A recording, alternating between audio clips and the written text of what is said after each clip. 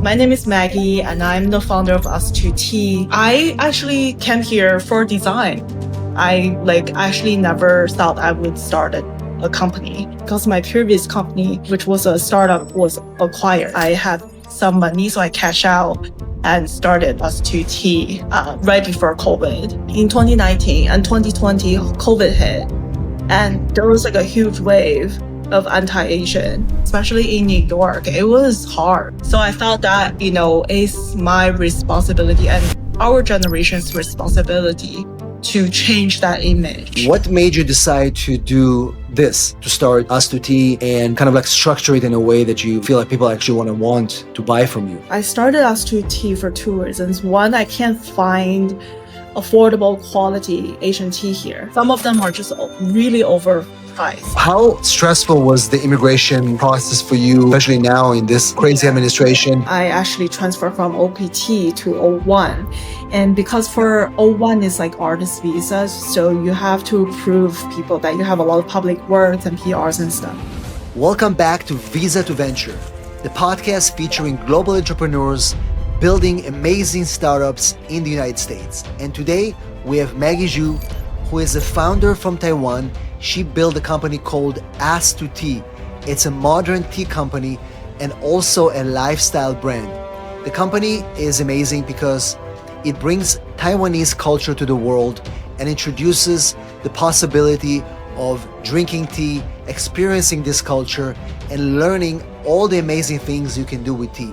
So Maggie built this after being a student in the United States. She came on a student visa. She built this company from nothing into this amazing brand, being a designer herself. So we talk about the challenges of building a brand, getting into a competitive market like the tea market, and making something unique that nobody else has. We enjoyed this conversation. We shared a lot of interesting tips for founders that want to build their companies, understand how to build a network, how to raise money, and how to be successful in this day and age. So stay tuned, watch the show all the way until the end, and guess what? I'll see you on the other side. So Maggie, first of all, thank you for being here and taking the time to do this podcast. It means a lot, and also it's always super exciting to meet international founders. And so, before we talk about what you do, I always like to start with going back to the founders' kind of roots. So maybe you can take us back to your roots in Taiwan at the moment you first thought about maybe doing this this venture, or even the idea of coming to the United States. But maybe we'll start with the idea for your business. So maybe you can tell us what is the name of your company and what exactly you guys do there. Sure, yeah. First of all, thanks for having me. I am super excited to be on here because I think this is super helpful for a lot of people like us, to listen to and get insights. Because when I was looking for a visa, I didn't have a lot of resources like 10 years ago. So I just want to help anyone who needs help. So my name is Maggie, and I'm the founder of Us2T. We are a modern premium lifestyle tea brand that import tea from Taiwan directly. We source from small family farms from Taiwan, like third generation. They're like mostly Gen Z tea farmers. And we use like sustainable tea bags and really just kind of like reimagine how people drink traditional Asian tea. And our tea comes with like loose leaf format, but in the tea bag. So it's kind of like you enjoy the quality of loose leaf tea, but with the convenience of tea bags. So it's kind of like an upgrade from like the Lipton tea bags. And I actually came here for design. I actually never thought I would start a company because that's something that like I always didn't want to do because my mom was a businesswoman and watching her in China. I grew up in Shanghai. So I'm from Shanghai. I went to school in San Francisco, like a university, like like a art design major. And I moved to New York to work. And I was working for like startups and art agencies and design studios. And during like 2019, I started us2T because my previous company, which was a startup, was acquired.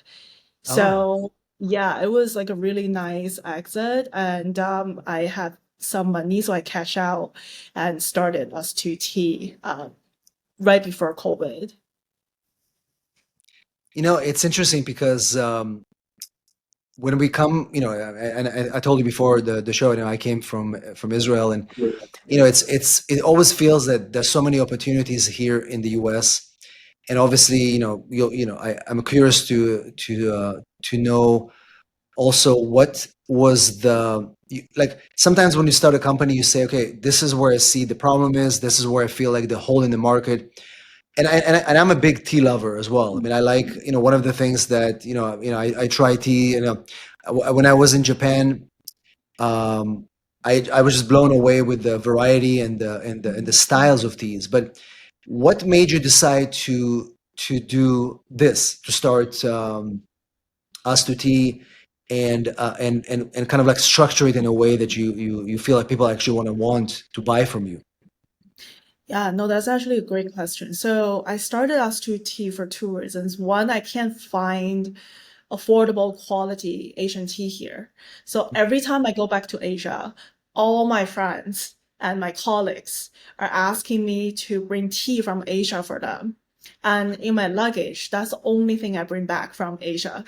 And you can find teas in like Chinatown or other tea stores, but I just thought like, oh my God, it's just like loose leaf tea and it's different variety, and some of them are not good quality because I can tell I've been drinking tea my whole life, and Right, some of them are just really overpriced.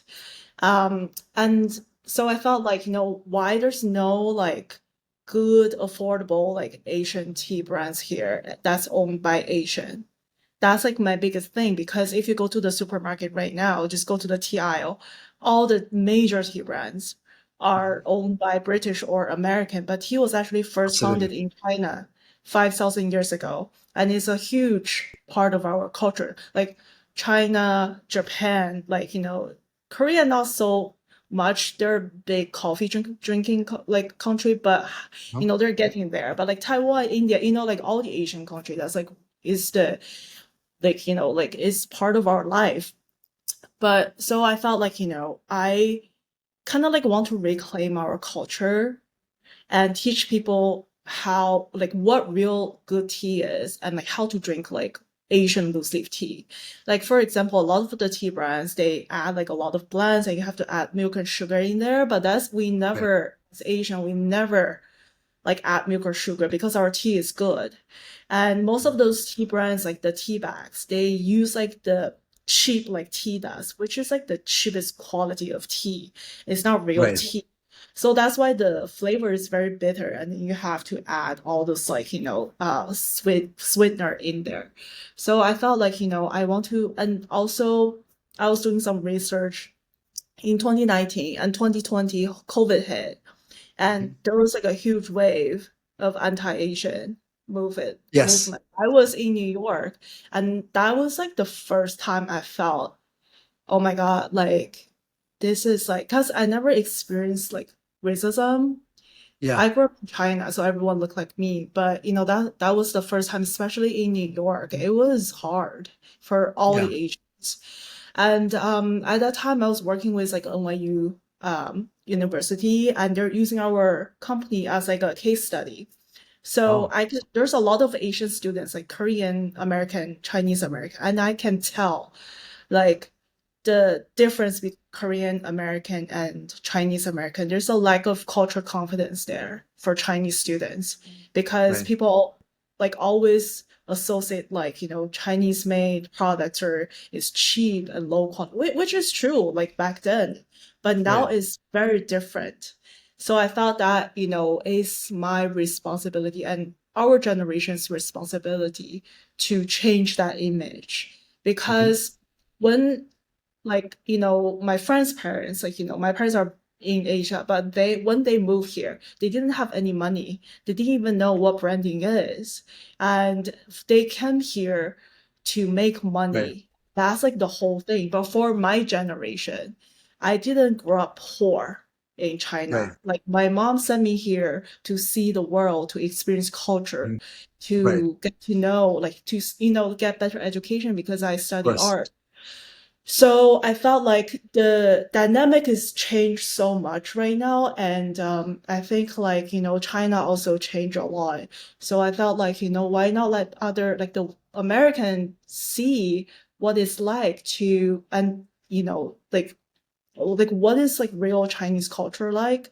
So I felt like for anything, because I study branding, like how Yeah. Korean pop culture is so popular now is because they have like all those culture related like BTS, like K-drama, Of food, course. and that's like the whole package. But for China, there's nothing.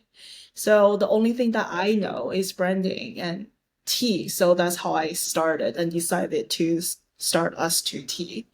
Right. And Yeah. so it's interesting because you bring twists of modern with tea and kind of encourage people to discover the modern Chinese culture through your generation, which is amazing. Yeah. And you mentioned before that your mother, obviously, I have a lot of clients also that come from China, and their families are pretty well off. They're business people, and they send their children to the U.S. to study. And for you, when you came here, what was your goal of coming to the United States when you came from China? Did you want to study, get skills, get some new culture, and then go back to China? Like what was kind of like in your brain, or kind of like the process as you ended up in school? Did you feel like you've changed a little bit in terms of your perception of what you could do in America? Oh yeah, definitely as I'm getting older, it's like when I was in my 20s study, like, in school, it was like the first time I studied abroad. So, and I was like, oh my God, Western world is so free and there's so many freedom, like just in terms Right, because I'm here alone, I can do whatever I want. And, just our scene in America is very very like diverse. So and also I think it's just coming like from like a Asian country, like I grew up in Asia, but I also went to like an international school right, when I grew up. So my culture is always kind of like a mixed, but I just felt like America was my home, and I still feel like it's my home now, and my goal is to really just like meet as many people as possible because there's no diversity in China. It's mostly right. Chinese. But Yeah, of here, course. like, you're from Israel, I'm from China, so it's like so cool to see different culture. And then when I'm 34 this year, like I just turned 34 this year, and as I'm growing older, I really get to appreciate more about my own culture because it's make me who I am. And like I just right now actually, next year I'm planning to move back to Asia because I'll be coming back and forward, but like I'm gonna change my home base back to Shanghai, where Right. I grew up because I think that like, the roots and culture are so important to me as I grow older. And it's just something like I've been thinking a lot. Right.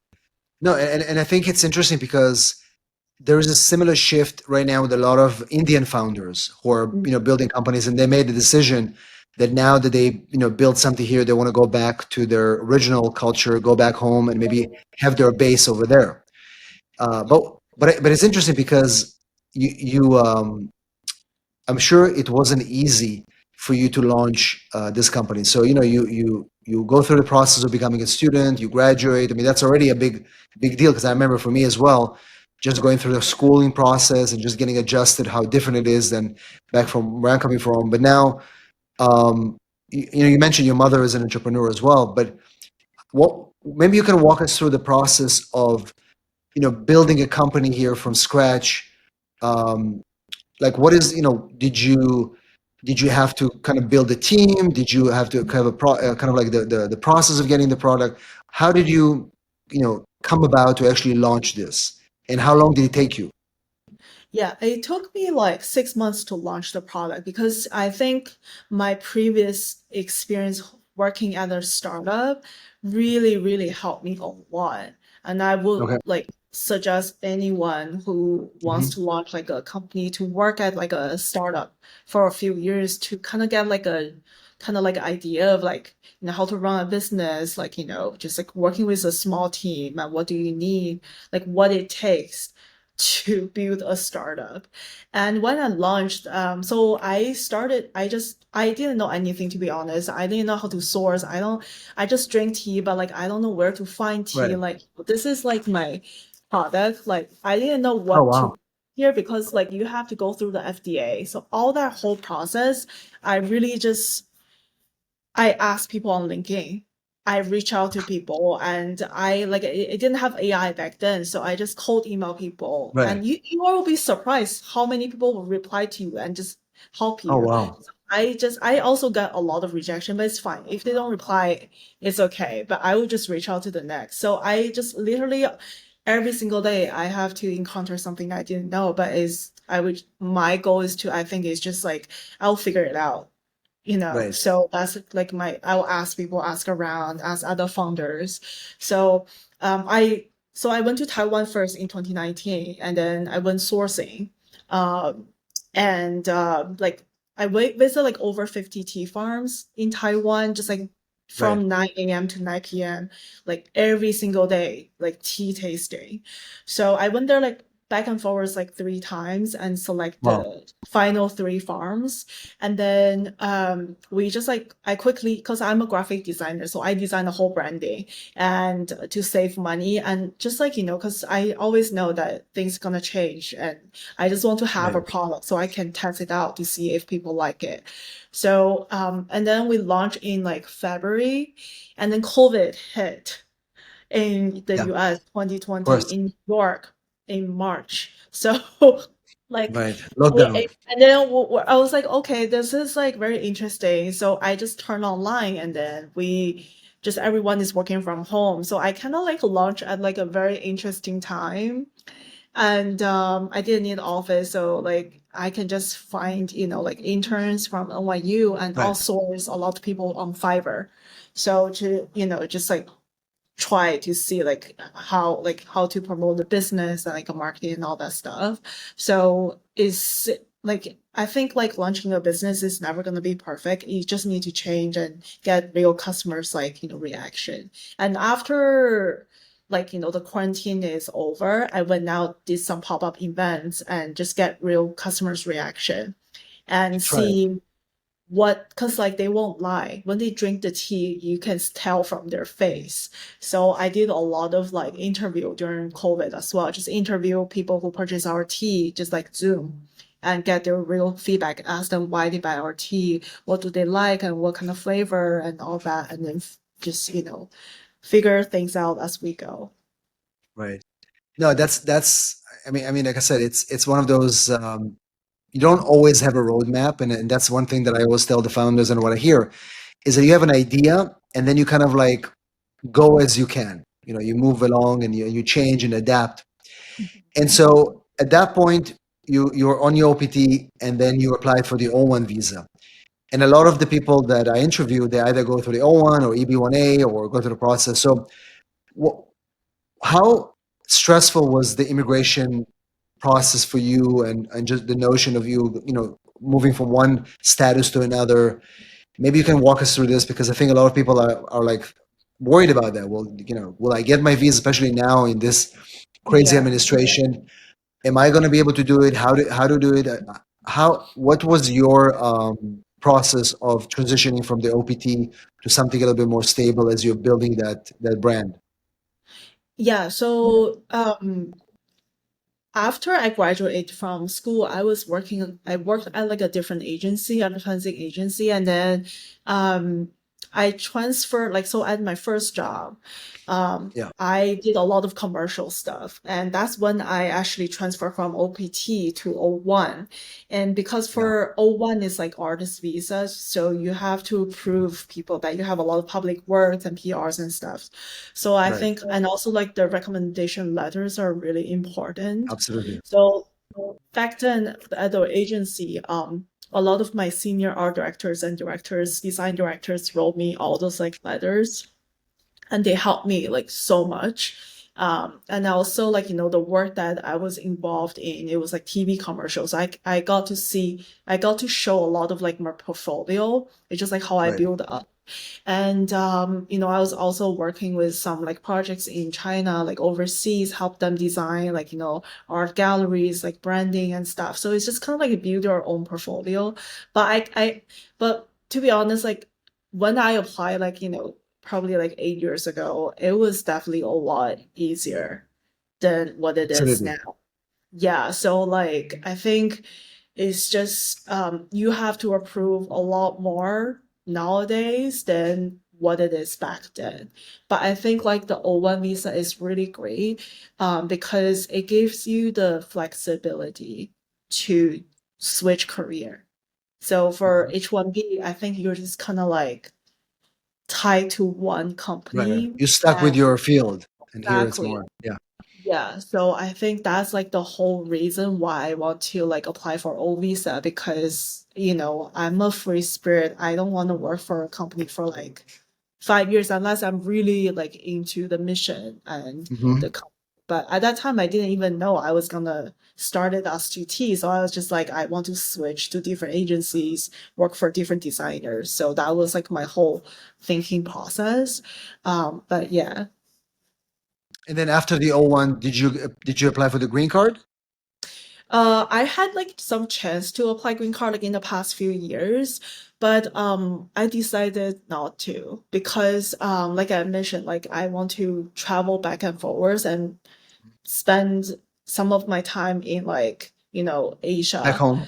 Hmm. Yeah, and also like, maybe Spain, Europe. So I didn't because like for green card, you have to stay here, especially right now, like you have to, there's like a certain Right. amount of time. Like I didn't want to be a slave of like I've been a slave of my visa for the past like 15 years. I just don't want to do that Right, anymore. right, right. So having the flexibility of just oh one, I can keep renewing it whenever Right. I want to come and go. I think yeah. But I feel Yeah. like for people who wants to stay in the States, I think green card is definitely something to consider. Of It's course, of just course. easier. A, Yeah. a lot of founders they kind of like go between, and especially when they are working with high level venture capitalists who actually force them to get the Yeah. green card as they continue to build the company. But everybody has a different story. I think what you're doing is very innovative because there are a lot of founders that are on the route between the U.S. and, for example, Asia or Europe, and the O1 is the way that they travel. And right now, obviously, they're having a little bit of issues sometimes as they enter, but O1 is still a golden visa. It's always going to be. Yeah. And also you can always apply for green card if you want to, if you have the Yeah, yeah, O1. absolutely, definitely. I mean, that is not going to change. I don't think Yeah. even this administration is not going to change it. I think as you mentioned, you're building the brand, building the company. You probably had some obstacles along the way, and every single founder that I talked to, they went through a lot of Yeah. hardship or some issues. So maybe you can share with us at least one big obstacle that you had, and along the way of building this. I'm always curious because, like I say, you're a unique brand because you have a product and the Mhm. branding around it and all that. So you probably could have thousands of different ways that you could stuck in a way, but maybe one that you memorize or something that you remember. Yeah. Oh my God. I don't even know where to start because just every So single many of day them. there's like Yeah. a new problem. It's Right. like Right. Elon Musk was saying that like entrepreneurs, like founders, we're like trash cans. So Mhm. it's like everything that's there. If Mhm. there's like a fire, we're the last one who have to put out the fire. So every single day, there's something for me to figure out, especially for CPG, like consumer packaged goods. Like, I remember, so one, education because actually a lot of people never heard of Taiwan before in Mhm. America. Right. So there's a lot of Absolutely. education. And number two, just like, during COVID, um, because I couldn't leave the country and it was just like the whole world just stopped, and we still have to purchase inventory, and I can't be there like physically, so we have a lot of Right. misprint. We had like one mistake of misprint on our packaging, and but like it took like 2 months to ship by ocean from Taiwan to LA, and if we don't get that product out, like we won't have anything to sell for Christmas.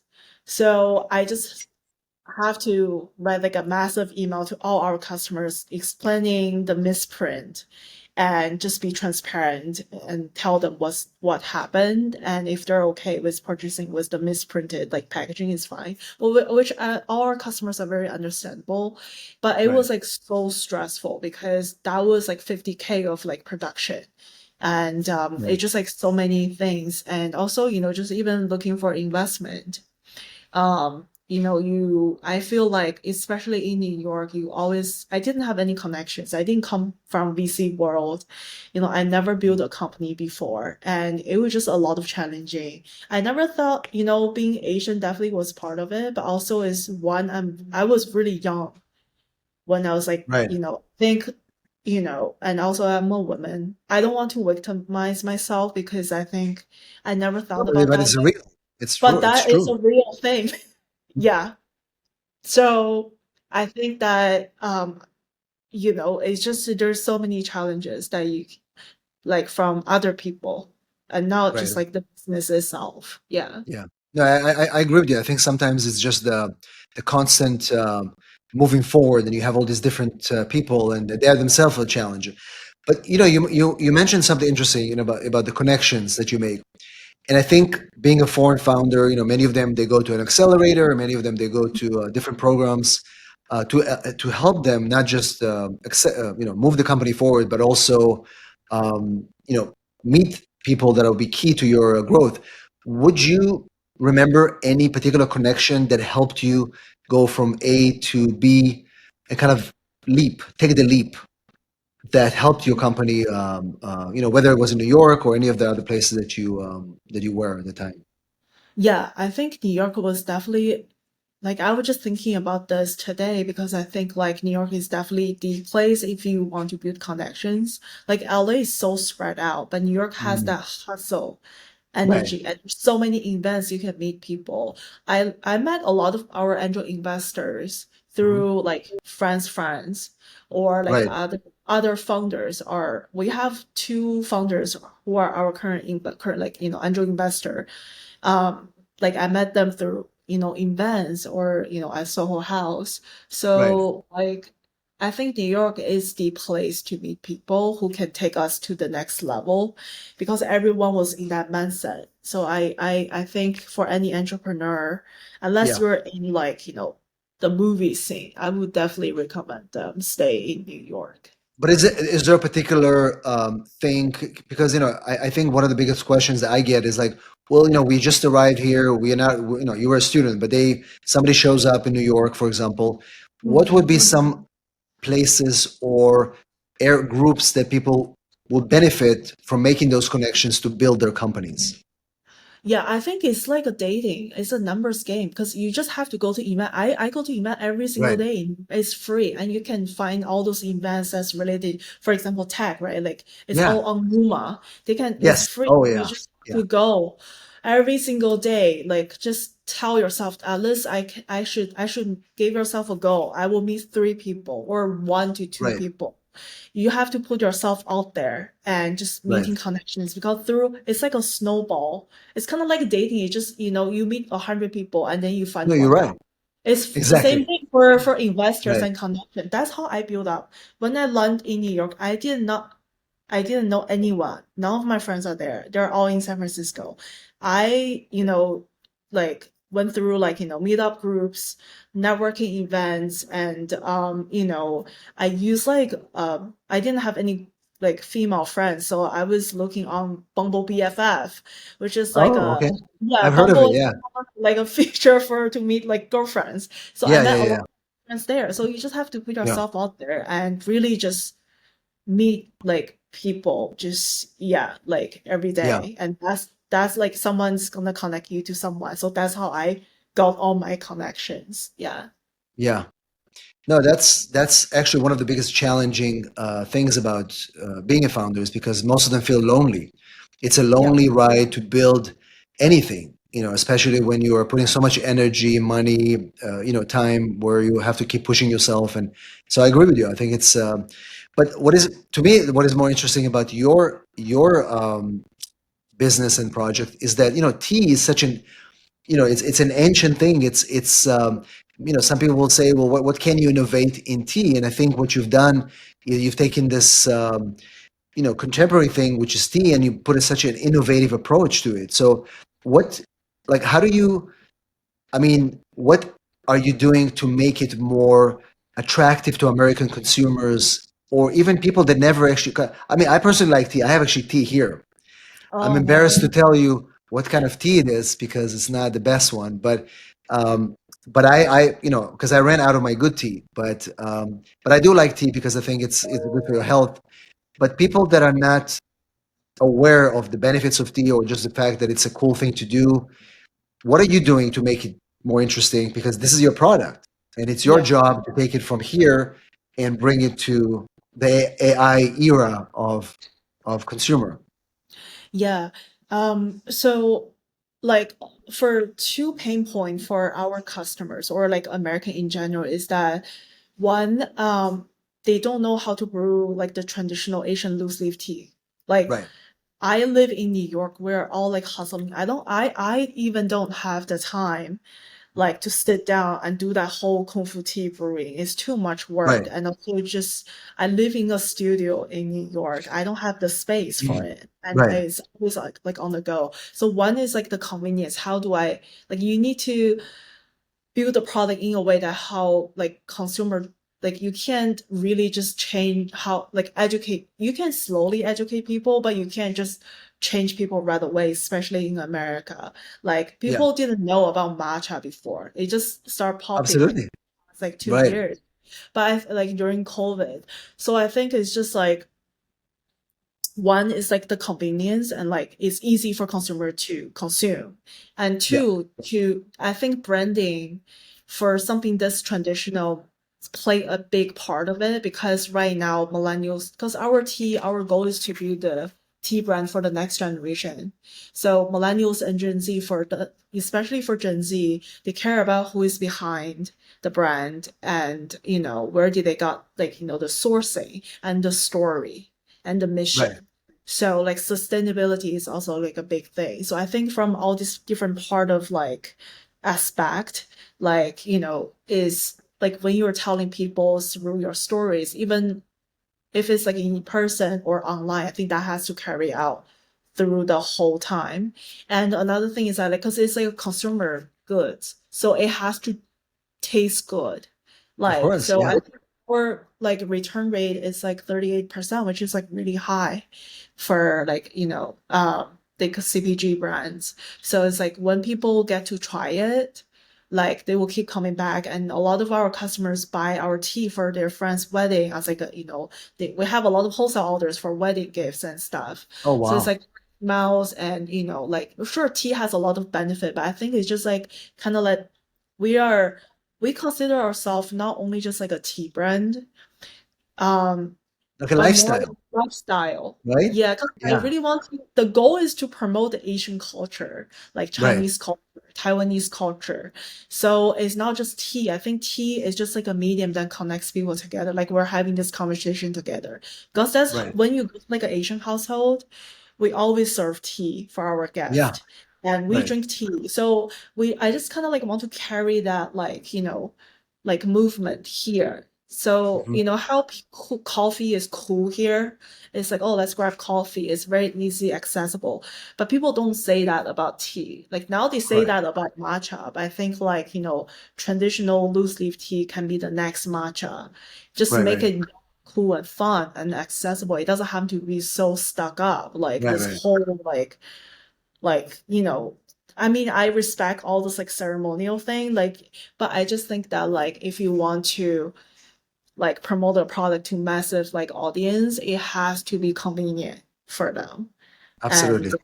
it doesn't feel intimidating. So that's like my whole goal for us to T. Yeah. Yeah. No, I love it, and like I said, I'm excited to try it as well, which I will. Yeah, no, we'll send you some. We're so close. You Yeah. have to, you have to, because Yeah. like I said, I always try tea, and In fact, when I traveled in different countries, like I was in Argentina, they have actually pretty good tea. It's a little bit Yeah. different. It's almost like British, but it's a mix of British and Arabian style tea. Hmm. The Argentinian one. That's my impression was. But when I go to the Middle East, the tea is very strong. It's very, very different than the, So well, we could talk about this for hours. But one thing that as we come to the end of the podcast, the one question I always ask all the guests is the same question, which is, if you have to go back to your 14-year-old self, and you would be able to tell her things that you know today about your journey as an entrepreneur or anything that you learned building the business, what would be one skill or thing you would tell your younger self that you would do to help you as she gets older? Oh, wow. That's a really good question. Um, And it could be anything. I'll tell you what about me.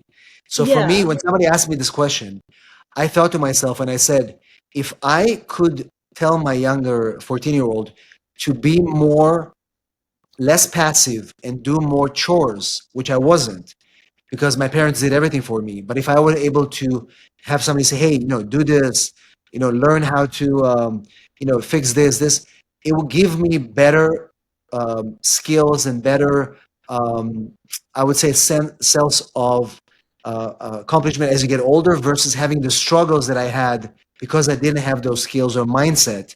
Because as a young 14-year-old, everything was done for me.